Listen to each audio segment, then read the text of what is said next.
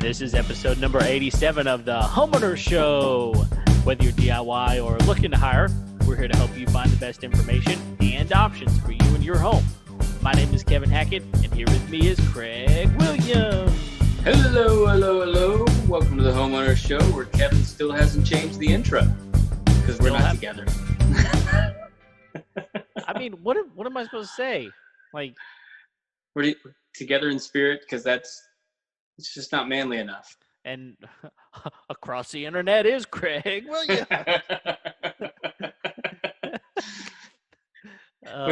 We want to be in the studio together. Yes, we do. It would be even better if we were at Disney Springs. Yes. Which, if you're watching, watching, have the whole place to ourselves. Oh, that's so true. But if you're watching this on YouTube, you can see my background is something special. If not, well, maybe you should go find us on YouTube. That's right. And I am just in the old fuddy-duddy studio with the wooden background over here. Hey, it looks good. Yeah. I remember that. The old shiplap. Yeah. Well, Which has nothing to do with ships at all. But it does have something to do with laps. I guess. Just not. Maybe, I guess the wood took a couple laps around Route 66. I don't know. Well, they lap over each other. Oh, is that what it is? Yeah. Yeah, I guess. I'm playing dumb. But you play it quite well. It's my role in life, my friend. Well, good. So we as we were trying to figure out what to do tonight, I mean, it's a little bit difficult because most of our guests, we could have them on calls like this. It could work. But we're finding that our guests really want to come into the studio, which is great with us. Well, here's the thing, is I think they've started talking to one another. Oh. Because there's a certain amount of clout that you get by having your photo made in front of the giant Homeowner Show logo board. Which true. Is just outside. I mean, like it's right. If you're on YouTube, it's like right over there. Yeah. And it is cool. I mean, like it's. How big is that thing, man? I don't know. It's probably like in diameter. It's taller than both of us. It's probably 8 feet in diameter, maybe 9. Yeah. I mean, because I'm not little, but like it's way bigger than I am. Yeah. It's big. I don't think we've had a guest that can like reach the top of it. Well, it takes both of us to move it. Yeah. It's huge. It's really big. We're just lucky that our logo is, circular. And black and white. Because that could have gotten expensive to paint that thing. No kidding. So, but we had the hookup. That's right. Well, so,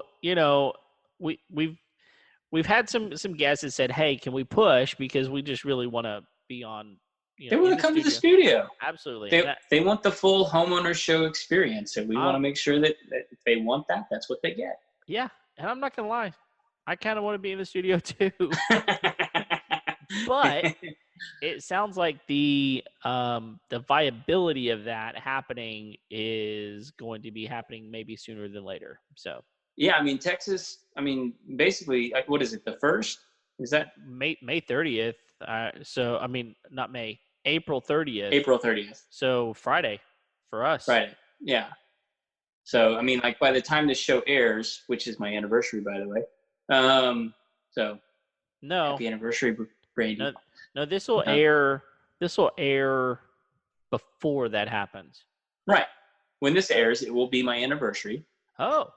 And then that following Friday, it will be things will start to open up at 25% capacity. That's right. I forget that your anniversary and my birthday are so close.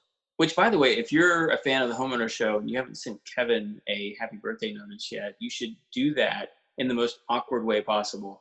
Please do. Like maybe like a Shirley Temple photo, or what is something that you just really despise, Kevin? Is it like broccoli? Spaghetti. You don't like spaghetti? No. Dude. Let me clarify for a moment, though. I don't like spaghetti, the pasta. Okay. I I love spaghetti sauce and meatballs and all of that. I just don't like spaghetti. Like, is it all pasta in general? No. Just I spaghetti noodles? Yep. So like, what if we like reduce it down to like angel hair? How you doing? Love angel hair. Love angel hair. Okay. So like, it's more like that mid-range, Yeah, thicker because noodle. I also like fettuccine. Okay. So you like the ribbon pasta. Yeah, How we doing on bow tie? I like bow tie. Okay. So this is just There's like one particular kind of pasta that you don't like. that's Everything else around it, you're good with. that's right. Okay. I'm glad we clarified because this could have like ended the show immediately. Well, I mean, yeah, I get that, but I will tell you that it took me a while to figure that out. Hmm. I mean, for a long time, I thought I just didn't like spaghetti, Yeah. Now, and see, this is always something. This is fascinating to me because people tell me all the time, I don't like this kind of food. Most of the time, what I find is that they haven't had it prepared well. sure, And so I'm I see always that. curious as to what it is about that particular thing that you know pushes you away. Yeah, so my sister-in-law actually made some spaghetti one time, and I was like, I don't want that. She was Mm. like, why? And I was like, I don't like it. And she said, well, you haven't had mine before. And I said, well, I'm not gonna like it. And she said, well, that's all we're eating tonight. So eat it or not. So I tried to eat it, and I was like, this is really good. What? She was like, I did spaghetti, and I'm like, really? Like these noodles are different or something. I don't know. Something's different. She said, well, I used angel hair pasta. I was like, oh, well, I love angel hair pasta. Yeah. Because I've had it in other dishes, right? Right. And so from that day, I realized I like spaghetti as long as it's with a different pasta than spaghetti. I like the things you put on spaghetti. Right.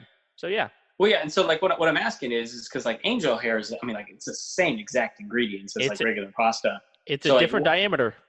I is don't know. that really it? Is it just I like a don't know. different mouth feel or something? It is a texture thing of some sort. Yeah, it's a different. I don't know. I just don't like the thickness of that specific noodle for some reason. Okay. Hmm. So, which is weird. Okay, people, you're listening to this going, you're ridiculous, Kevin. I get it. I know that it's ridiculous, but I can't explain it. I just don't like if it's the only thing we're gonna have to eat. I'm not gonna turn it down. I'm gonna Hmm. eat it. I'm just not gonna enjoy it very much. Right. So To that's me, this that. is like people that don't like avocados. But they like guacamole. Right. Yeah, I don't get it. yeah. I So but mean, I'm like as I dig into and like I will always dig into it because I'm not trying and like I think a lot of people take it as me being like judgmental of them. yeah, And I'm not. I'm genuinely curious as to like the process of the brain that goes from, that guacamole is delicious, but that thing that it came from, gross. yeah. Well, I kind of had the same thing about ketchup. People Hmm. that don't like tomatoes, but they like ketchup. Yes. I mean, to me, it's a similar argument. Now, I get it. You make a vegetable into a paste, you might not like it, but it's a similar conversation. So have you found people that like tomatoes but don't like ketchup, or the reverse, where people like ketchup but they don't like tomatoes? That one, Okay. and specifically, um, my children are one of Uh-huh. them. They love ketchup, but they don't really like tomatoes. My dad, he's the biggest one though. He likes to ketchup just fine, but he does not like tomatoes. Hmm. So yeah, Now my youngest has this thing right now where if we bring home fresh tomatoes, she will ransack the refrigerator. really. Yeah. Now, and I was like this when I was a kid. I'll eat them like an apple. That's what I was You know, like, wondering. How does she eat them? now, I mean, like she likes the way she likes them, and she wants me to cut them up in slices and put a little salt on Well, yeah, okay. I can do that too. I love it. them. And she likes it with pickles. And so, like, those Oh, are like for like a 5-year-old. That's kind of like an odd I mean, like most 5-year-olds, one, they Oh, don't tend to like pickles. I assumed this Um, was your older daughter. no, no. Like, and that's honestly the weirdest one. My oldest kid is probably my pickiest eater. Really? But she likes to Yeah, cook. she does love to cook. In fact, I mean, like this is just one of those things, and I think this is kind of like the theme of the show almost, is we're kind of talking about our quarantine experiences, but like, we tend in our household we tend to eat uh, keto or low carb. Yeah, We just tend to not eat a lot of bread and carbohydrates and things. I mean, and not because we're like anti-bread or anti-carbohydrates, but like we just tend to feel better when we're eating proteins and fruits and vegetables. sure. Um, we like eating fresh food and those kinds of things. Well, she found a recipe. I think she got it from my mom actually. These keto lemon bars made from almond flour. Oh, yeah. Delicious. Okay. I mean, because she had to like, I think she needed like 12 lemons in order to make this thing. So it was made from like, fresh lemon juice and Yeah. eggs and almond flour. And I mean, she's 11, man. She knocked out these lemon bars. It's like, it's a pretty complicated recipe. Yeah. Um, and we're like, well, dang, if you can do this, why aren't you making dinner every once in a while? And she was like, I would love to make dinner. Boom. So, so Yeah. yeah, so that, I mean, like, and so, this being at home and homeschooling and, having more time has really given our kids an opportunity to kind of explore more of their interests and their curiosities. Sure. Um, and mostly because we haven't stifled them from it. We haven't, you know, we, I think there's a lot of people that feel like they have to keep their kids on task. Right. Um, and that's fine if that works for your family. We're not that family. Sure. Um, I'm kind of like this. I'm all over the place. Always have been, always will be. Um, and so my kids pick up on some of that, and so like they have different interests and different curiosities, and allowing them to kind of explore those a little bit and seek after those has been really cool. Yeah. No, that makes sense. You mentioned eggs. Ha- Hmm. Have I told you my problem with eggs recently? No. So, okay, I mean, I'm sure that this is true all over the nation where the grocery stores have been an interesting place, right? Right. So you either do pick up or you go in the grocery store, or maybe you get Hmm. them delivered. We tend to do pickup, but this is not a quarantine thing for us. We just do pickup. It's easy You for were doing us. pickup before quarantine, We've been doing before pickup. before it was cool. That's right. We've been doing pickup for probably 2.5 years, really. I'm a big fan of the pickup. Yeah, me too. So we um we kind of got to a point. I mean, I've been eating a lot more keto type things recently too, and I just eat a lot of eggs when I do Hmm. that. And so we had kind of gotten down to where we had like 6 eggs left, and so my wife went in and when she was doing the order, which right now it's gotten better, but like 3 weeks ago, you were a week out before you could get a Yeah. pickup order. Yeah. So she put an order in, and she put an order in with 18 eggs, so dozen and a half eggs, just one of those bigger cartons. But what she didn't realize is she forgot to take out the dozen eggs that she had also put in, which is fine because two and a You're half gonna dozen eat them. eggs, two and a half dozen eggs, I can do it. Yeah. So you and I have a mutual friend who is a manager of a local restaurant, Uh-huh. and he had a deal where he could order 150 eggs for $10 Oh from my gosh. the restaurant. And so he was like, I'm gonna do that, right?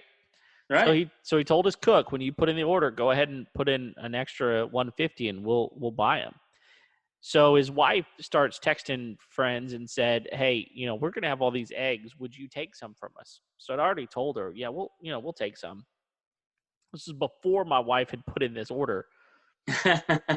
long story short, the cook didn't get the order placed in time, and they wound up costing $40 instead of 10. Oh Uh, no.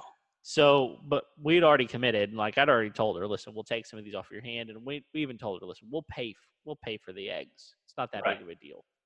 So I said, but we don't really need that many eggs, and we just ordered some, and we've got like 2.5 dozen eggs at our house. And she said, well, I was hoping you would take at least 18 from me. And I said, okay, just put me down for 18, and I'll go ahead and come pick them up.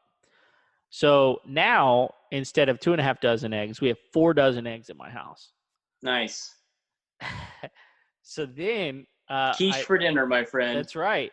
My neighbor was moving. They have Right. now moved. Which, by the way, the new neighbors that are coming in have they're doing all kinds of renovations to this house, which is kind of funny to me. A little side note that people will spend money to fix up their home so that they can sell it, and then the buyer comes in and spends a lot more money to rip out all the stuff that they fixed.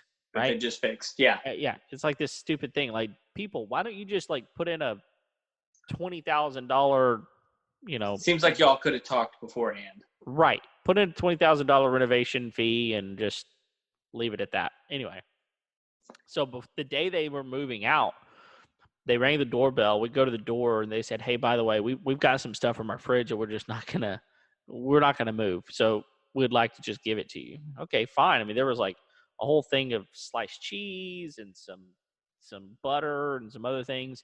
Well, there was a carton of 18 cage-free eggs plus 6 loose eggs that they dropped the carton and the other 6 broke.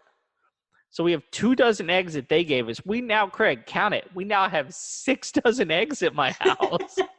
I'm not joking. 6 dozen eggs. And so we made a breakfast casserole. We did breakfast tacos. Like, we have been eating eggs. We've been making all kinds of stuff with eggs. And Bro, if you need to hand off some eggs, I'm your boy. okay, we've gone through quite a few. I mean, like, I myself eat 2 pretty much every morning. I'm with you. I eat at least 2 every day. Now here's the real question though. How do you eat your eggs? I fry them over easy. Over easy? Yeah, That's my man. yeah. Anything on them? Salt and pepper. Salt and pepper? Yep. So here's what I do is I do over easy, and just before they get to over easy, I put a little cheese on top, Okay. and then I throw them in the broiler. Really? And it never cooks the yolk, man. It just melts the cheese. If you take them out, if you only leave them in the right amount of Right. time. And so you get that good runny yolk, but like melty cheese and salt and pepper, and Really? they're so good. Interesting. Oh yeah. Now, and I usually, if I'm having like a breakfast meat, it's typically like breakfast sausage for me. Yeah. Because I can cook that low and slow while I'm having my first cup of coffee. Yeah. So I'll cook my sausages before I throw my eggs in the pan. Yeah. So I cook them in that sausage fat. I do the same. I do that or bacon, and I cook the eggs and whatever's left. Yeah, and it's fantastic. Yeah. So because Anyway. it gets nice and crispy at the bottom, and then you get that good runny yolk, and Yes. yeah, nothing better, man. No, I agree. I mean, to me, I could eat that every single day of my life and be happy. Yeah, and so here's the finishing touch for me. And if you don't know about this out there, you're welcome, world. Cholula chipotle hot sauce. Yes. Dude, Cholula, by the way, just Cholula in general is good on so much. Yeah. So good. Is that a Texas thing, or is it available outside of Texas? It's available outside of Texas. Yes, I did not know about it. I mean, I assume you can order it on the internet, but I don't know if it's like available like in grocery stores, like it is. In Ohio. Well, or something. I don't go to Ohio often. But if it's not, people, write your grocery store and ask them Cholula hot sauce. This is not Tabasco that we're talking about here. That's right. This is, because here's the thing, man. Tabasco, This is my opinion. All right. This is food stuff, so it's subjective. But like Tabasco is just heat. Yes. And like it's good heat, and it's Yeah. not a bad hot sauce. It's great for like gumbos and etouffees and things like that. Great for that. But like if you want like a hot sauce for like your taco, Yeah. man, there is nothing better than Cholula. And if you're a Cholula fan and you haven't tried Cholula Chipotle, Yeah. dude.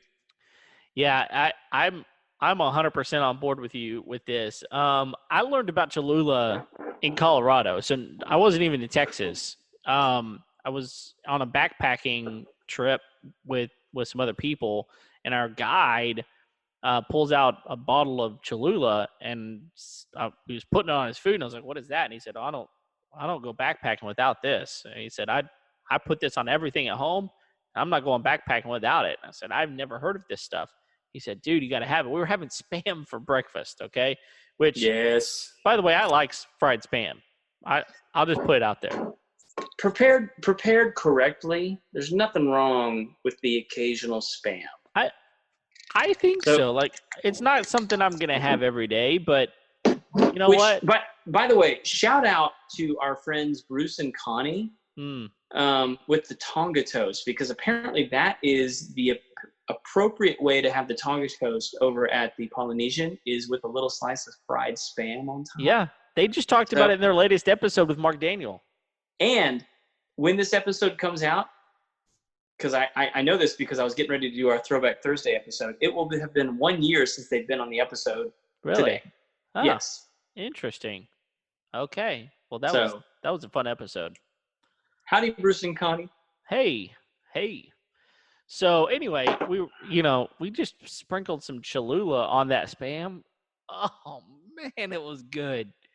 Yeah. So yeah, no, I'm with you on the Cholula sauce, man. It's good stuff for sure. Ah, man. Yeah. So if you haven't caught on yet, this is basically an episode of openers. Yeah. So most of the time we banter about something at the beginning, right? And that's all we're Yeah. doing. That's all we're doing today. That's That's it. But I so mean, go ahead. I was going to tell you, I mean, like, because usually one of the things that we talk about at the beginning of episodes is either projects that we've done, interesting things that have happened around, things that we've experienced with the home, all kinds of different stuff.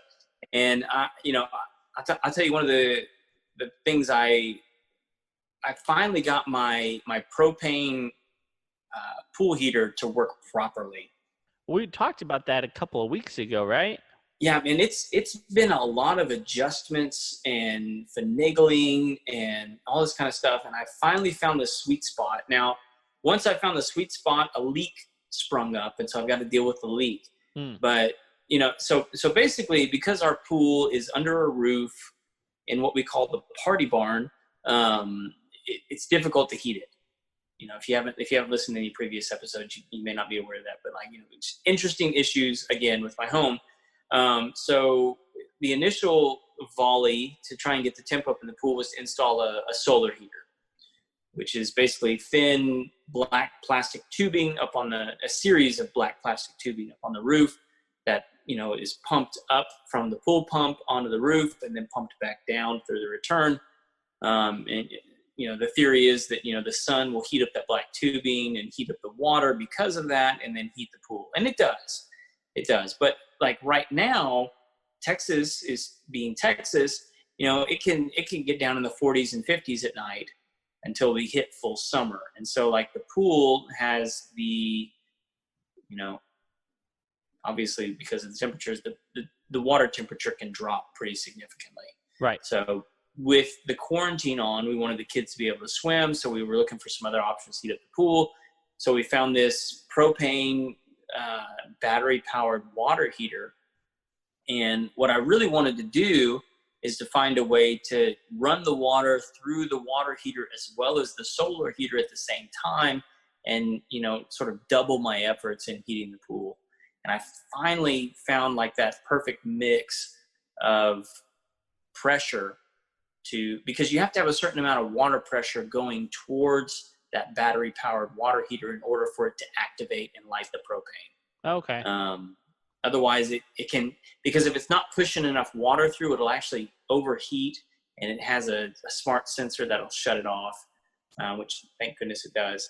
No I mean, kidding. because basically it's if it starts pushing water out at around 65 degrees Celsius, which is like somewhere in the neighborhood of like 150, 160 degrees Fahrenheit, it can overheat and burn the system. Yeah. Pretty quickly. So it just shuts off. So you gotta find that happy balance of not too much water pressure, but not too little water pressure in order to continue the flow of water. Because what this thing is intended to be is a camp shower, is what it's supposed to be. Sure. But like just yesterday, I've kind of found like the happy balance between the two. And right as I found it, like a leak sprung in one of the connections to the solar heater. So I've got to go address that, but that should be relatively easy compared to what I've dealt with the rest of the system. Yeah. So we've had that going on. I've had a new crop of bees come in. We've been dealing with a lot. I mean, like just in our business, we've been dealing with a lot of bees. But we had a new crop of bees come onto the property. And that's been interesting. Yeah. This is honestly like the most docile group of bees I've ever had. Really? Yeah, like usually, like if you're a beekeeper, you know that like when your queen changes, the hive can drastically change. And so genetically, all these bees, I know they're coming from like the same apiary. And everybody's been telling me like this apiary has outstanding genetics. The queens that come out of here and the bees that come out of here are extremely docile. And I was like, yeah, what everybody else is telling me. But like, no joke, man. Like I can open the top of these hives and like the bees, I mean, and there's 30, 40,000 bees in these hives. And like, I'm used to like opening them up and like at least getting swarmed by like 100 of them.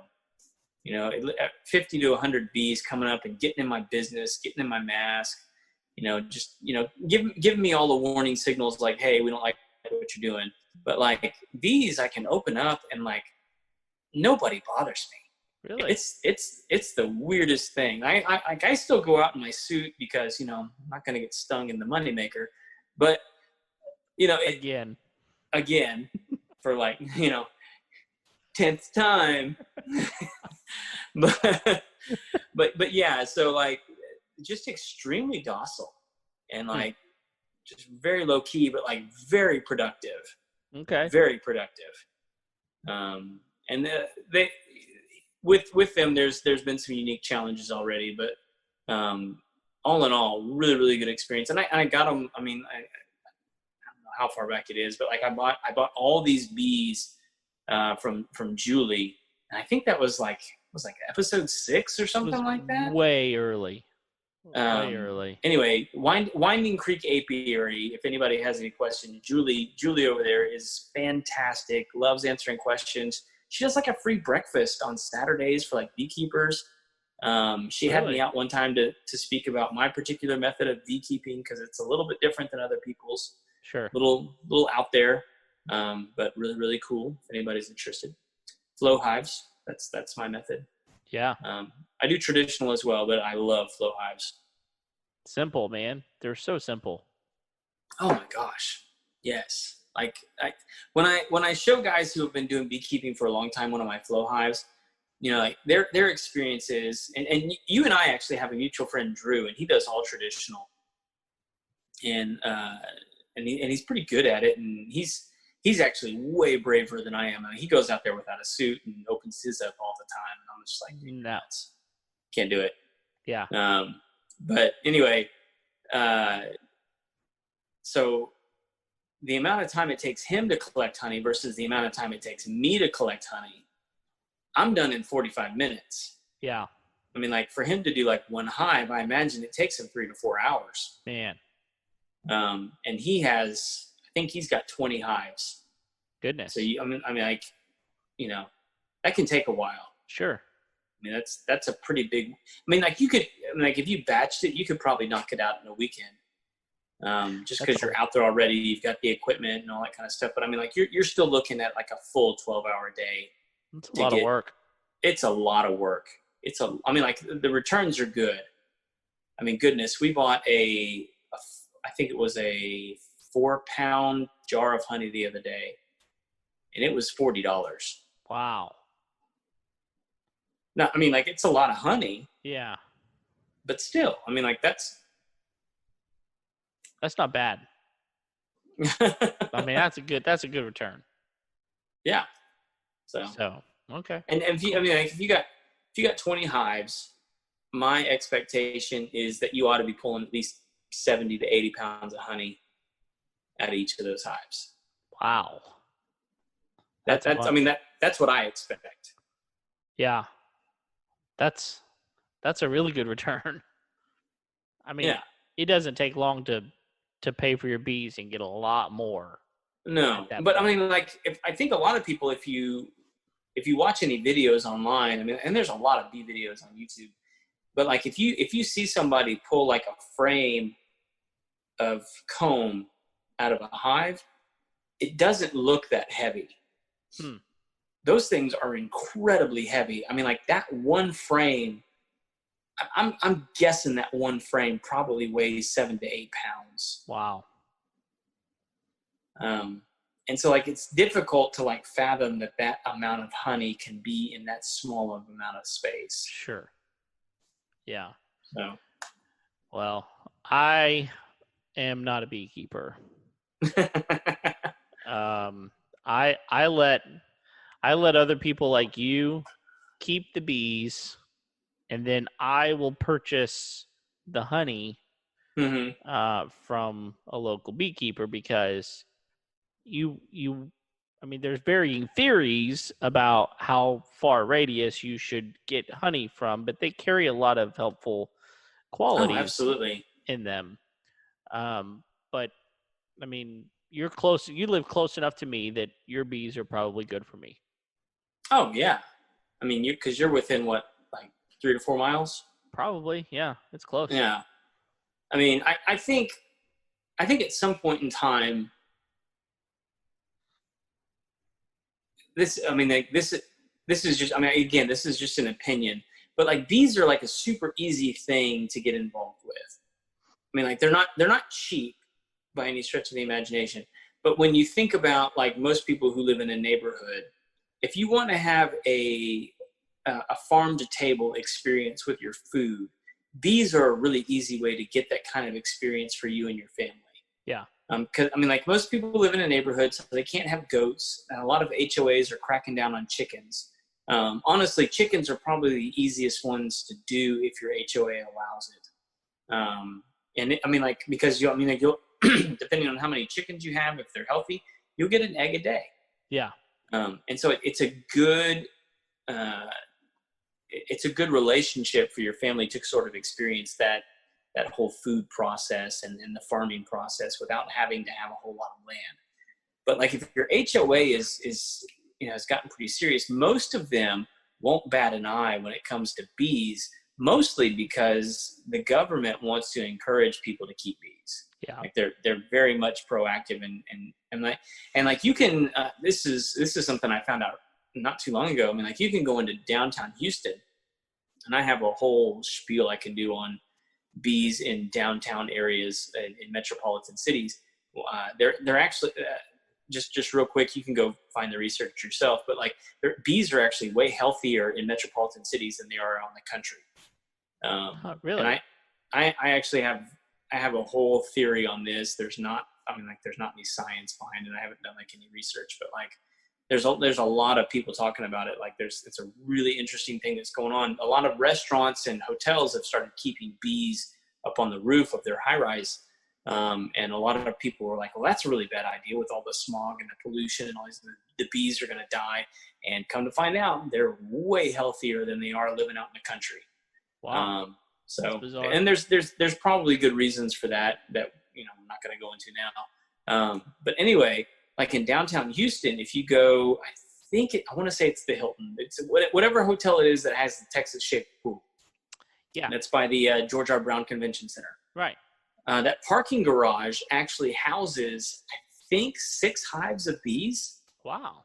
that you can actually go and view. There's like a glass viewing area where they have like an outdoor garden, and there's just hives, and you can go and watch them. And good, healthy hives. Whoever just taking care of them does a great job.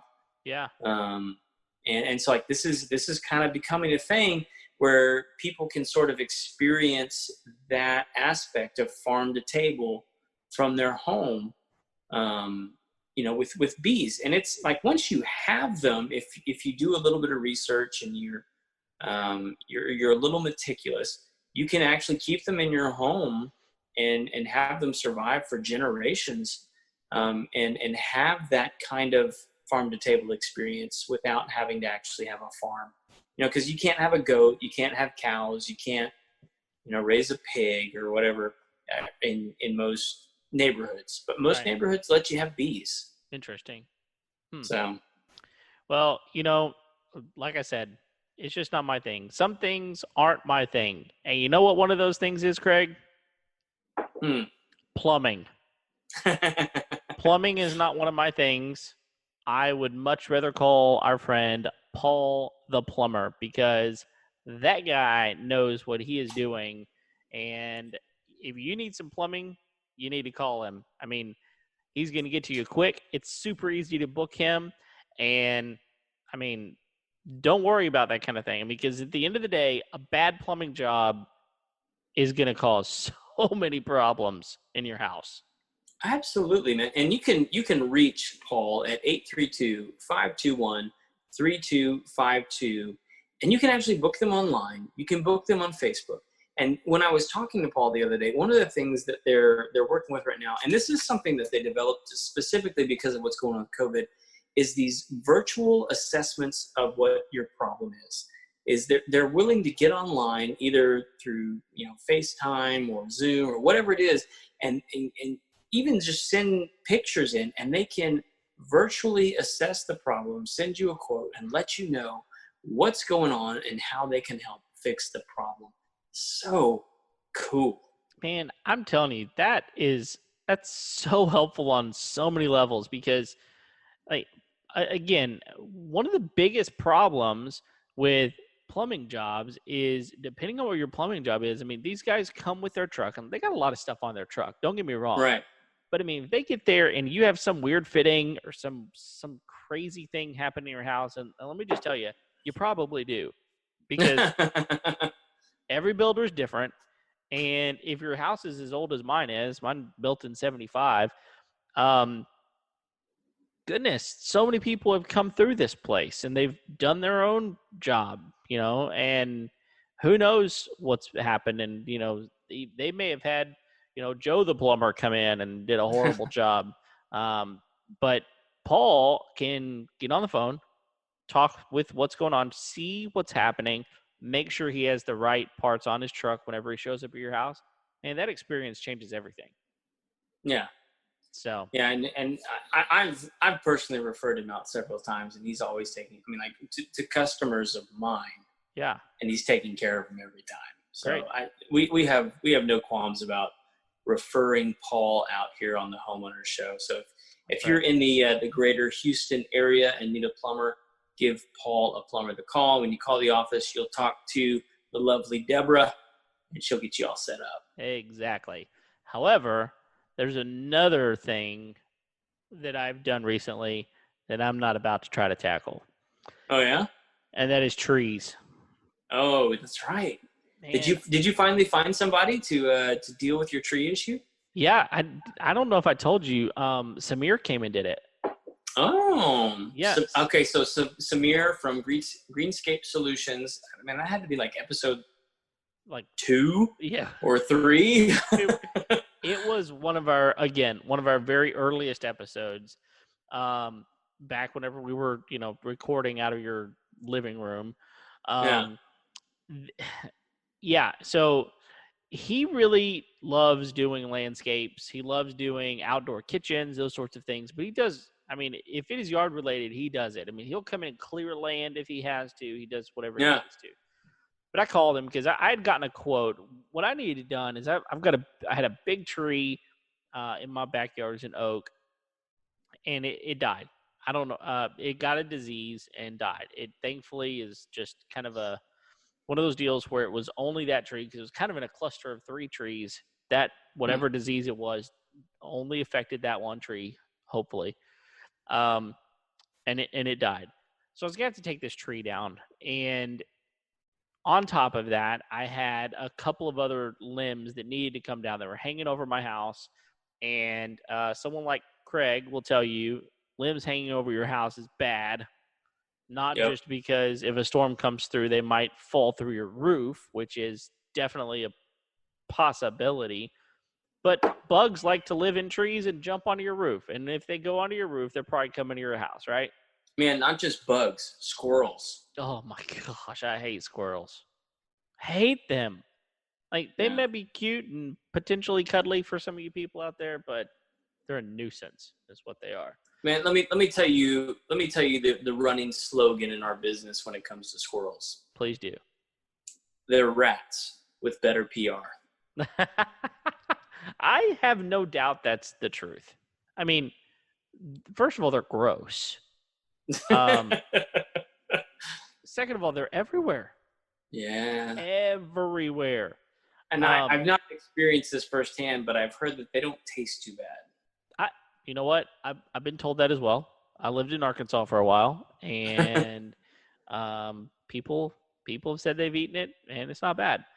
I, I'm not. I gotta tell you, I told my wife when this whole coronavirus thing was going down, I was like, listen, we're not gonna go hungry. We got plenty of squirrels. So I actually called you the other day about squirrels living in a pillar in my house, and I said, "How do I get rid of this?"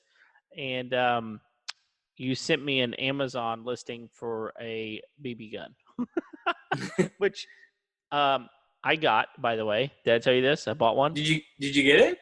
I bought one. I bought it from Academy. I did a pickup order, and they brought it out to my car. Awesome. I bought a Daisy Red Ryder, and let me tell you, man, like, I am so impressed with this thing. It is sighted in really well. Yeah, they are. It is incredibly accurate. So I just, had a couple of squirrels running around, and I started picking those things off, man. And like, Did you pick some off? no, I didn't actually. I tried. Okay. I hit them, but they didn't kill them. They just ran away. Yeah, you kind of got to hit them in the back of the neck. Right.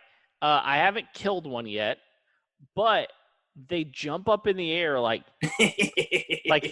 seriously, like 2 or 3 feet up in the air. I hate to laugh, man. I know it sounds cruel, but it's funny when it happens. It is so funny. Like, but you've seen, like, they jump like 2 or 3 feet up in the air and then take off running. It's like they do a backflip or something, take off.